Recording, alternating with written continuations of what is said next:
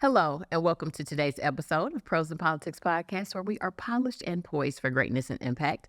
My name is Kahala, and I'm your host.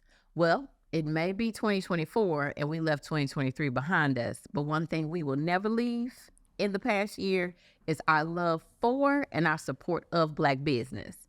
And today, we have two very special guests that don't just bring us Black business, but Black love and Black business. So with us today is DeCarlos and Iesha Underwood of the Grand U and many other things. And we'll get into all those things. Hey, y'all. Hello there. How are y'all doing? We're doing really well. We are. I'm so happy to have y'all here. You know what? And before we get started, I have to give you your flowers. Girlfriend, when I say I was watching, I became addicted to it. So I was watching so many of your episodes, and I just felt an overwhelming sense of proudness and just watching you on that screen and the conversations and the dialogue that you have and the stories that you were bringing to the platform. It was just so inspiring. So congratulations, to you. And we feel privileged to be here. Thank you for having us. Thank you. But I'm privileged to have y'all because y'all doing it. And we gonna get into all the things, but I want to start because typically the episode starts with how do we know each other, but I'm gonna take the lead on that. Okay. Because we were at a Jack and Jill event and I was there and this woman comes in, y'all, with these mauve patent leather knee-high boots on. Okay. So mauve is very pink. Okay. Very pinkish, and knee-high patent leather. I love all things patent leather. And I'm like, I have got to ask this beautiful woman about these boots when this event is over. And so little did I know that she owned the building. So she comes over at the end and arms wide open, smile, gives me a hug. Like, I've got to come on your podcast. What? Wait. Wait a minute. You know me. You know I have a podcast, only to find out that you were, in fact, the Iesha Underwood everybody been talking about. So it was just, like you said, a very humbling moment. My podcast producer always talked about, one of these days you're going to be somewhere and somebody's going to be like, it's you, And so it was just, and to know that it was you. Because again, like y'all name is out there, your event space, everything that you all do. And so for you to be like, I couldn't even get a question. I think I eventually asked you about the boots, but it was just so wonderful for you to say, I would love to come on your platform. I've watched it. And then I was like, okay, let's get it done. And here we are, literally the very first tape. And after we met, here you are. Yeah. So, yeah. So we have to know all about both of you. So please just fill us in. Well, you want to go first, babe? Because we are, so yes, to your point about us owning venues, we do. We started off though as real estate investors. So he and I both from the corporate world, and we walked away from that maybe, 2021? Yeah, 2020. Yeah. So we own both commercial and residential real estate. And how we got into the venue business is actually because we were looking for a space to have our 10-year wedding anniversary. So we went pretty much everywhere to find something. Everything in our area, which is in Belleville, wasn't what we were wanting. We wanted something a little bit more modern and a more upscale and, today, and nothing banquetish, and that's all we kept finding. So when we came to Missouri, this is what we saw, the variety of venues, and we just did not understand why we had to come to Missouri, to have something like that. So that's how it happened. Yeah. Awesome. Mm-hmm. Awesome. So we purchased the building, and it's all, and another thing too, so important about relationships. An owner of a building actually reached out to us, and we came to look at his building, and we ended up buying it, and then lo and behold, we buy the building next door to him that he sells to us, and so it's just it's kind of spread. It just kind of grew. It just grew, yeah. You build a relationship with people that's in the same thing as what you're doing. Mm-hmm. But the first property that we bought, that's kind of how we got into real estate. A little about 560 square foot house, and about $10,000 house, and I kind of was on board where Iesha wasn't, and because I was always talking about real estate, and she just thought that I was just having another moment, because at that time, my job was, paying me pretty good. I was in a good position. So we kind of was settled. Comfortable. Mm-hmm. But I wasn't comfortable because, I knew I had more in me. Mm. So we bought this house and, I worked on it for a lot. It was kind of like my tuition for real estate. Mm-hmm. So I made a lot of mistakes and learned a lot, but I continued to go on. And so after we finished that first project, she saw the results. She saw the commitment. Results in 2024. I'm telling you, yes. So after that, we just, she was like, okay, we need to make this a business if we're going to do this. So she came up with the name Underwood Property and created the LLC, and that's what we've been doing from here on. We don't do any flips, but we just, buy and hold, rent, lease, things of that nature. And so they just turned it about 4 to 5 properties a year, and it's been pretty good. When you talk about relationships, that's key, right? In anything that you do, because I know for me, I love to support and share. So like when you talk about your properties or your leasing opportunities, I know I have shared, right? Because I'm like, I just love them. I love what they're doing. And you're good people, right? So it's not something that you be like, oh, I probably would, but they kind of sketchy. It's nothing like that. And so when I see you put out an opportunity for somebody who has, a business or a tax, they're going into tax business for this season, it's like, oh, well, this is a great space and it has Wi-Fi and it has all these things that you may need to be able to come in here for a period of time, do your business, make your money and grow. Yeah. Right. And then that's another relationship. So I know for me, I always look for an opportunity to share and to put somebody, try to expand their reach. Yeah. Because then again, that it's a blessing to everybody at that point. Mm-hmm. And what's so interesting about that is that, so we talk about how we both were in corporate America. So we did have 9-to-5 jobs, and that did allow us the opportunity to finance our dreams. So we utilize our jobs to kind of set up a way where we can have the financial freedom or we can walk away from it. Right. And what's and to your point about that is that because we know that that struggle, that's why we chose to do commercial real estate, because we started off with the residential piece. But now we're saying we know how expensive it could be, how hard and challenging it could be when you're first starting off with your businesses. So our goal was when we did purchase the commercial space was to allow small businesses, first time people, this is their first business, this is their startup, opportunity to come and rent a space that's nice, that's safe, and it's clean, and it's affordable. Mm-hmm. So those are all of those things, play a part in that. And then even when it comes to and it's also about being an example. So we understand that the Black community, we are held to a higher standard than others. Always. We don't mind. We step up to the challenge all the time. So when you walk in, we don't want you to be just happy to see Black owners or Black faces. We want you to walk in and we want you to say, oh my God. This is Black excellence. This is Black, exactly. Yeah, exactly. This ain't just Black business. This is not just Black business. Your everyday run of the mill. This is excellence that I'm witnessing. Even when it comes to the venues, I used to go into different hotels when I used to travel I used to work for Blue Cross Blue Shield as a manager. So when I used to travel for that, I go to hotels that I would see really, really nice, elegant things, and it always seems to be out of reach, or it always seems to be something that people outside of our race have. Mm-hmm. So I've never thought that. I've always thought that, no, this is very doable. We could do that. We can bring, even down to the bathrooms, okay? You walk in the bathrooms, you would think, oh my God, where am I? Because we take those level of details because they matter. When you walk in, I want you to feel proud. I want you to feel happy to be here.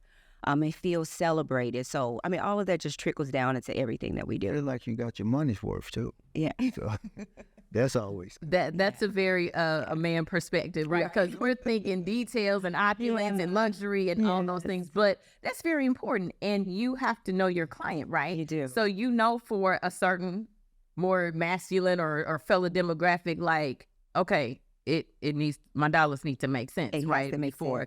And then, but ladies, you know, if it's your wedding or it's your baby shower or whatever, you want to walk in and be like, oh my goodness, because you want your guests to come in Absolutely. and be like, oh my goodness. And your spaces are beautiful. Thank you. So I can tell, and it just looking at you again, because I really love fashion and all those, like we both do, right? Yes. We've had those conversations. And so it's just like to be able to transition your gift for what it is that you do as a person or a wife or a woman or whatever, and then transition that into your space. Yeah.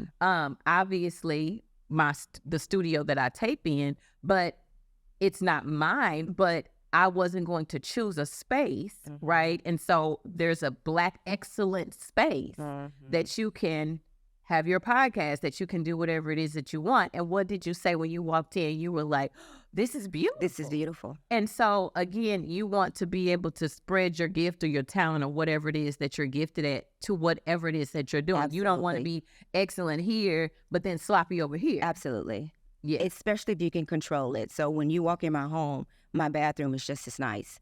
So you go to my venue. I believe it. Yeah, I'm sorry, but I absolutely believe it. So you go to the venue and you're like, oh, this makes sense. You know, so to your point, it has to be something that you believe in and something that represents you. To your point, when we walked in here, we wasn't expecting it, you know, and and not saying that because I should have, first of all, number one. So let me correct that. I should have expected it. But to see it in person and to see the face behind it, in front of it, you know, that just makes all the difference, you know, in the world for us. You know, people walk in the venue and at first I didn't know how to take it, but they would ask, you know, who owns this? You know, we'll be standing behind the bar and they, you know, and we're okay with that, standing behind the bar and they think we're just the bartenders. You know, which is perfectly fine as well. You know, we're here to serve. But for people to not know what race or surprised to see that it's, you know, Black people, and I can't wait till we get to that day where that's no longer, you know, a surprise. Now it's expected. It's expected. It's expected. Exactly. Yes. And that, like we've had that conversation many times, you know, on this platform, that transcends real estate and event space and entrepreneurship. It was funny because I was in Springfield a couple weeks ago and there was a lot of people in town for some hearings that were being held.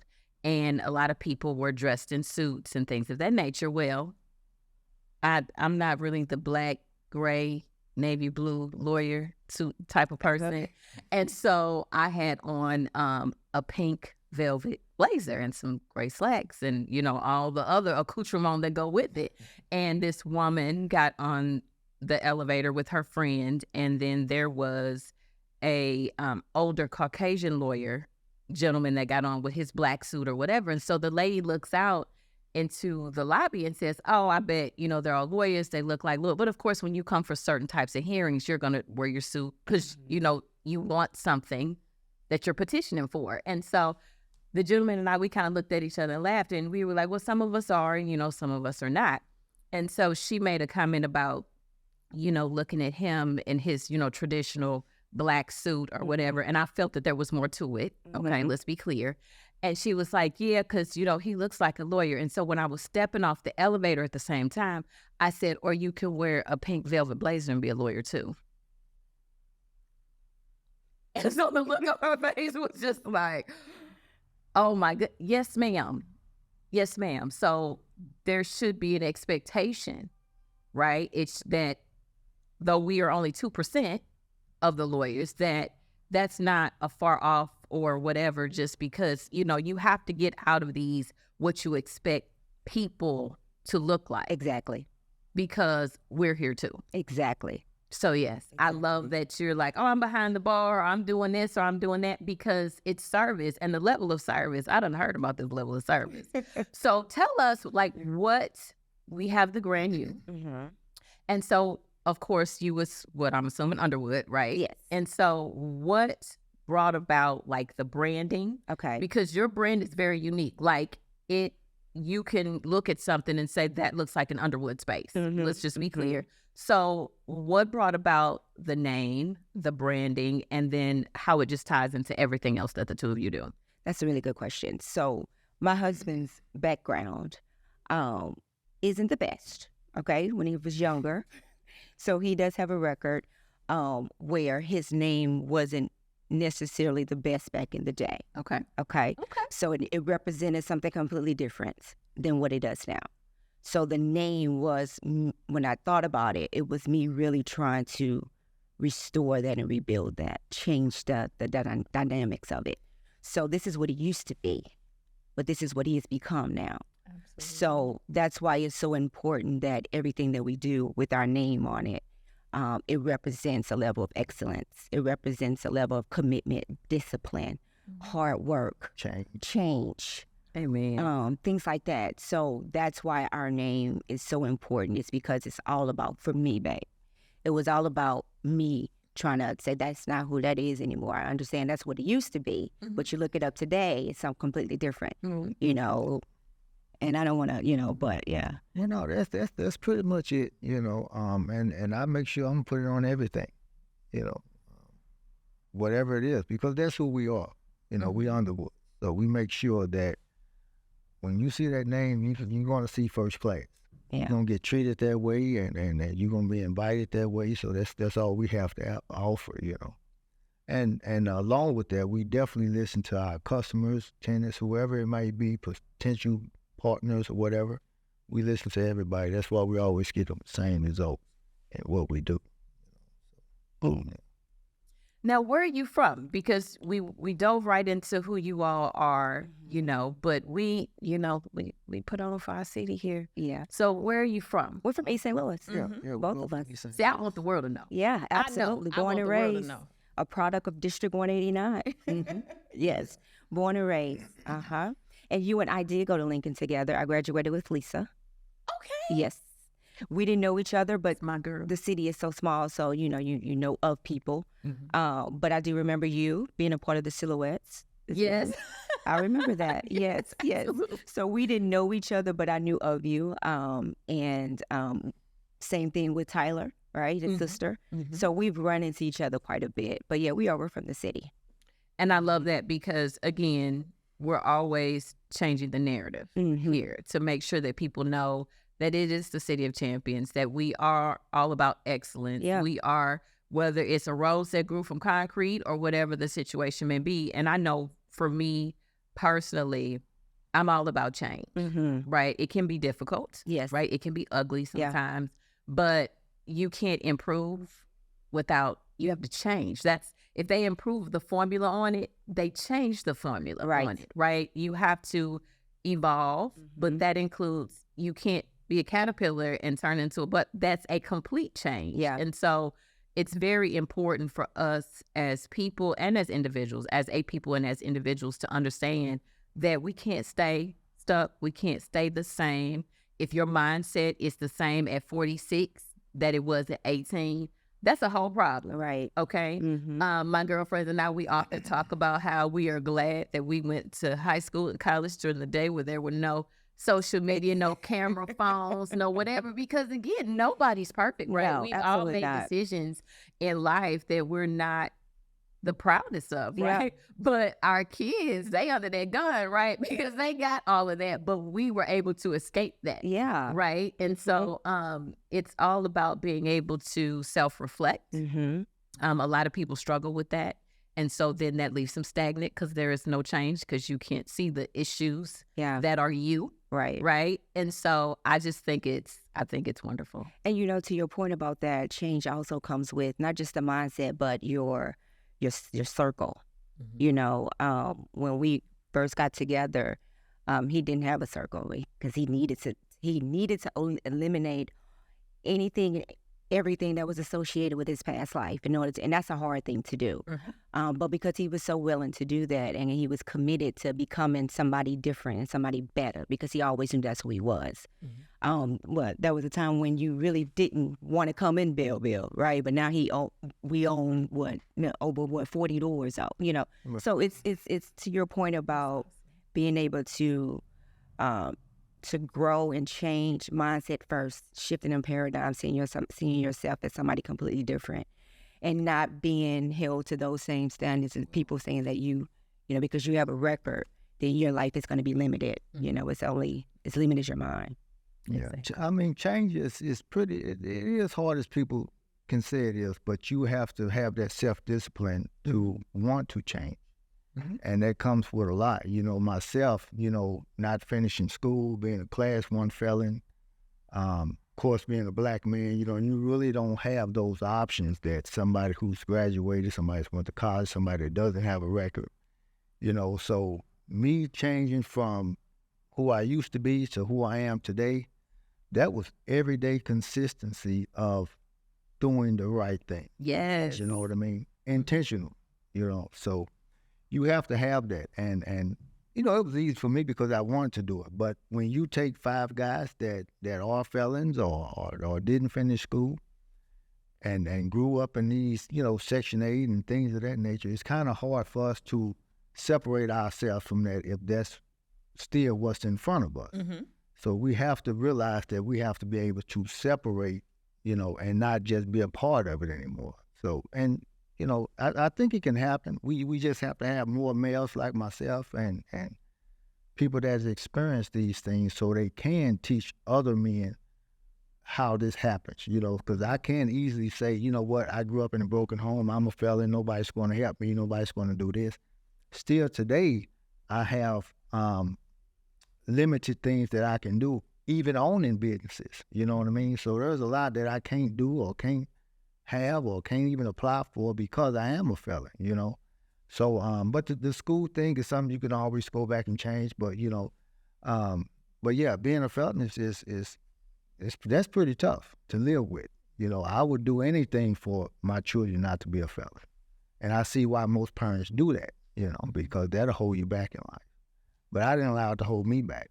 So I'm okay with sharing that, mentoring that to other men, whether they're young men or, you know, a certain age. 40-year-old guy, he needs to figure it out. But younger guys, yeah, I would love to, you know, continue that conversation with them. Well, let me start by saying you don't look like what you've been through. Well, I mean, thank you. No one would know.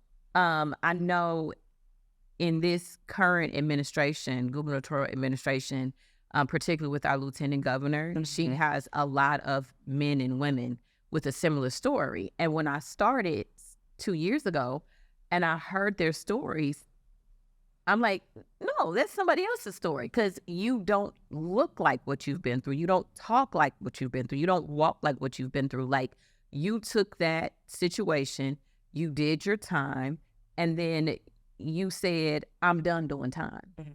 And it's my time. Right. And so what I'm going to do now is everything that you just said.